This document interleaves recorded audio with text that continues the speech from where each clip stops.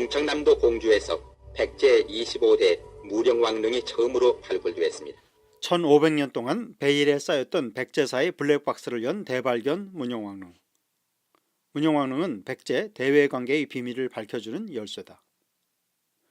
문영왕릉은 중국 남조 양나라의 무덤 양식과 비슷하다. 문영왕릉이 중국 남조 문화를 수용한 것은 어떤 의미일까?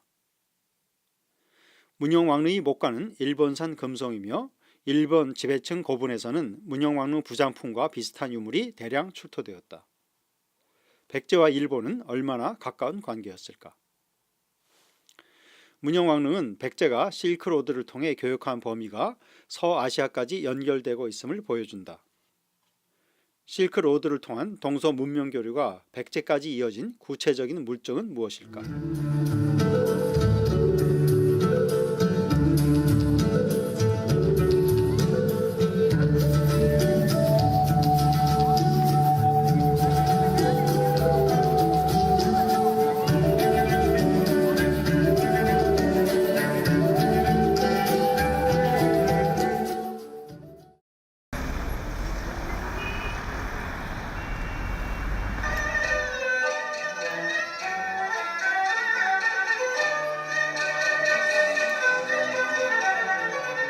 양자강에 연해 있는 해상 실크로드의 중추도시 남경.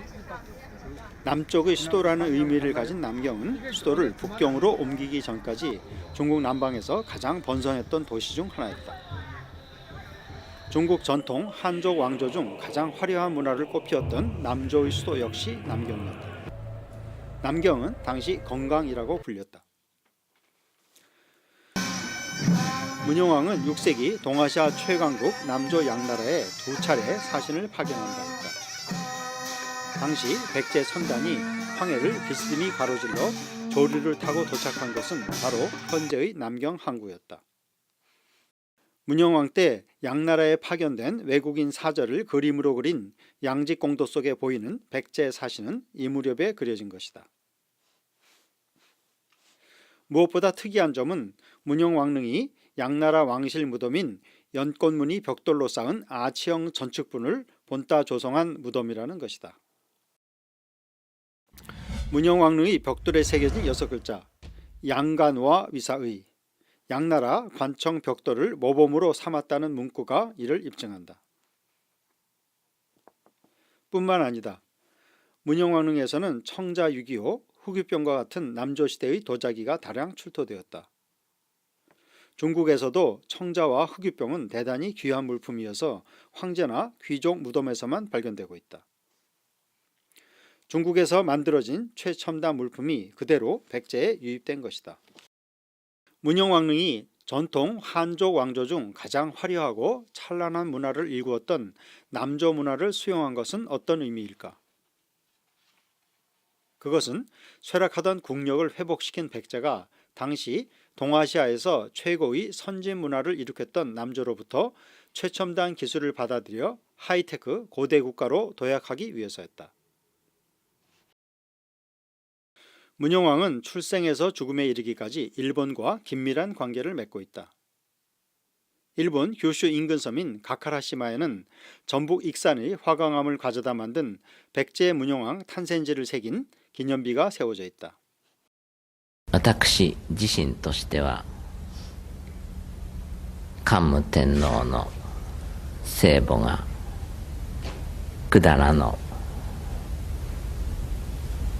武寧王の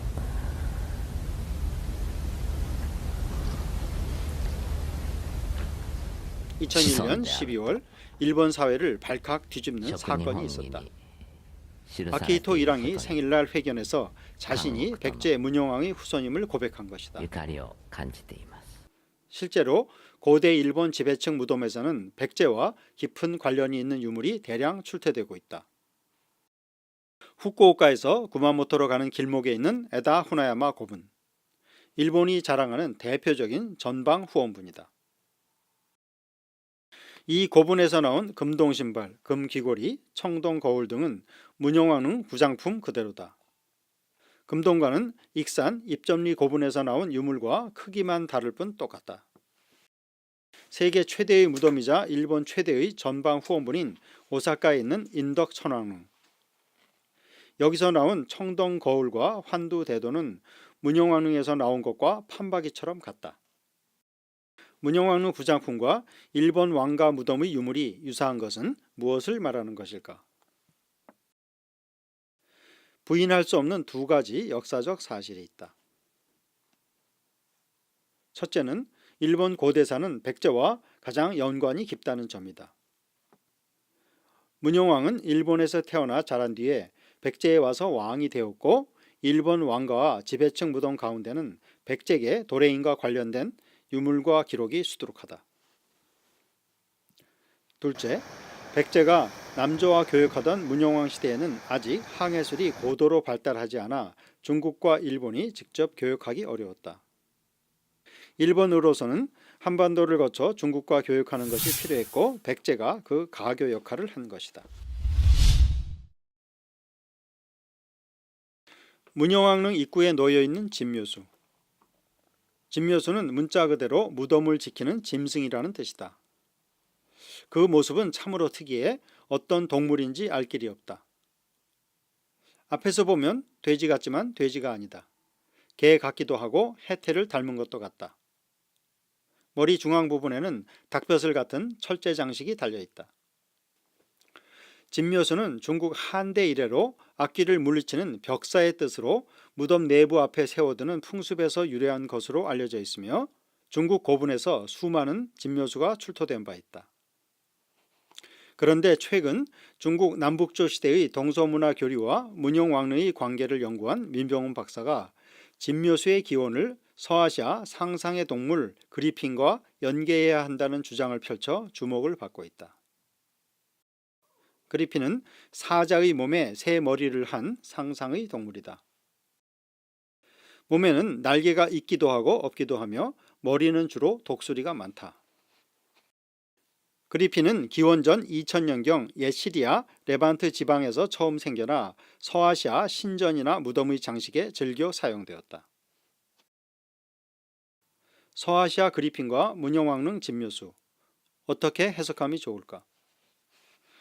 문영왕릉 진묘수는 서아시아와 지중해 일대에서 형성된 수호신으로서의 그리핀 도상이 중앙아시아와 중국을 거쳐 백제, 묘장 문화에까지 영향을 끼쳤음을 보여주는 흥미로운 사례다.